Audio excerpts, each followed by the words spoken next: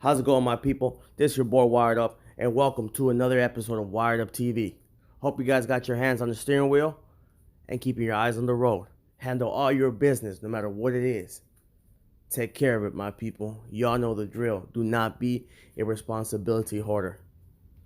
What I'm about to tell you guys right now, what the Wired Up TV family is about to tell you guys right now, is gonna blow your head off.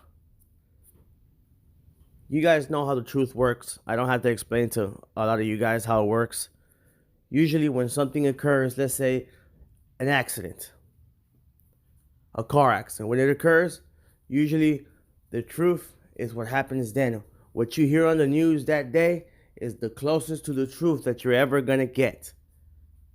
Now, 23 years later, people forget details. People forget what this person said. Even the people that said that shit forget it. Even if they're taped, they forget it. It's just, and then theories come in. People have different takes, and it just gets bundled up. And then people just tend to overthink shit. But when the Tupac attempted hit went down, who was the first person that everybody blamed? Even Snoop Dogg blamed.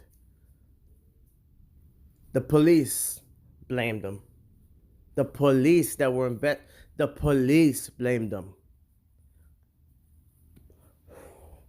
That's right, Mr. Suge Knight.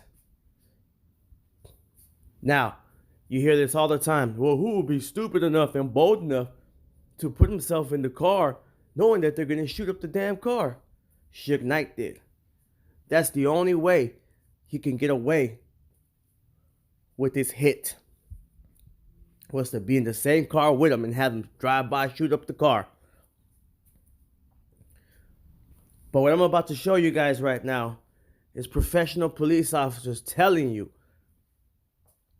that it was practically impossible for Suge to get hit and that the shooters shot low.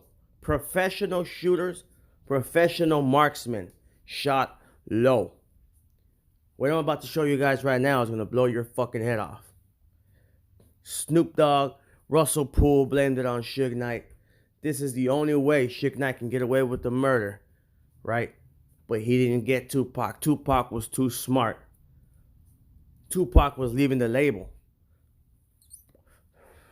Tupac was talking shit about Snoop. Suge Knight knew that if when Tupac left, he was going to expose Suge and expose Death Row. So Suge had to do something about it. And this is the only way he can get away with it in his mind. Guys, usually the truth is what you hear first on the news. If something happens, like I said, what you hear on the news that day is usually the closest to the truth that you're going to get. Pay real close attention. Keep your head up. Keep positive. And I can always tell you, my people, stay wired up. Okay? I want you guys to pay real close attention to this video and let me know what you guys think. If you guys have any information, please send it to wireduptv4you@gmail.com. wireduptv4you@gmail.com. And be ready, guys, to have your mind blown. Okay? Now, you guys know the drill. Any comments is welcome. Comment on on the comment bar or email us. But keep your head up and keep cool, guys. See you guys soon. Peace.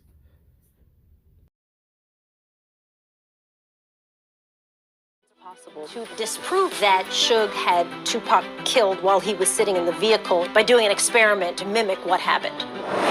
Matt Nodell is a forensic scientist who specializes in ballistics. So what we've prepared here is some of the original data that we have. The shape of a bullet hole through car metal can tell us something about the angle from which it originated. Perfectly circular holes represent a bullet going straight in. As we change the angles, the rounded edge would be where the bullet tears the metal on the away side. As we consider the entire sequence of the shots, we have some shots that are going back to forward, some shots that are going straight in, and then we have some shots that are angled from front to back. And so logically, this Cadillac came up from behind and must have been moving to deliver shots from these 3 different orientations. This is not a pattern of a accurate shooter, is it? No, it's a wide variety, a long spread of shots. And you've set up 2 of the same model cars that we understand were in the incident. Yes, we've got a BMW that's the same as the actual BMW that Tupac and Suge Knight were driving. We also have a Cadillac that we know that the shooter was riding in that night. During the first stage of our experiment, we've marked the positions on the BMW that we want our expert shooter to aim for. In the real event, the car likely continued to slow roll in a continuous motion. 3 shots into the back door, 4 shots directly into the side, 1 at the windshield, and 1 that goes through the car door. And we're going to stop those in each stage so that we can set up the experiments in a more controlled fashion. For the second experiment, we'll take away any guidelines for our shooter, and we'll say, just deliver these shots from these positions as fast as you can. Chris Hurt has been a law enforcement officer for the past 14 years.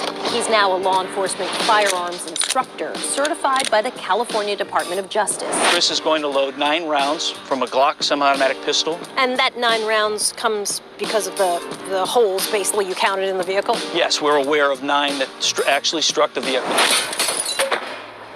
Okay, that gives you this angle forwards. Plunk 1 straight in here and 2 going that way. This would represent when the Cadillac is first approaching and coming up alongside of the BMW.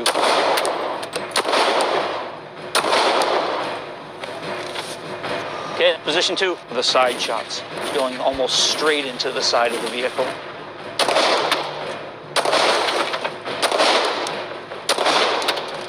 Third position would represent the shots that we know go through the windshield and 1 that goes through the car door.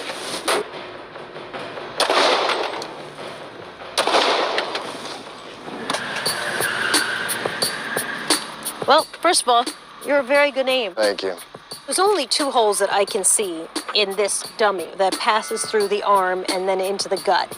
But there's nothing that I can see that even has gone through this door. There's just this 1 hole here, and there's maybe several more stuck in the door. And from the Suge side... Check that out. I was wondering if that was around. Feel that with your thumb. Yep. If the driver had been another 12 or 16 inches leaning forward 12 inches. It might have center punched him, but he's just far back enough. Is that just sheer luck? Yes. He was just very fortunate that the shooter in the Cadillac shot on the low side. We see the random pattern on the side of the car, and these intermediate barriers, the door, the glass in the door, the windshields, and the body of Tupac himself protected Suge from harm.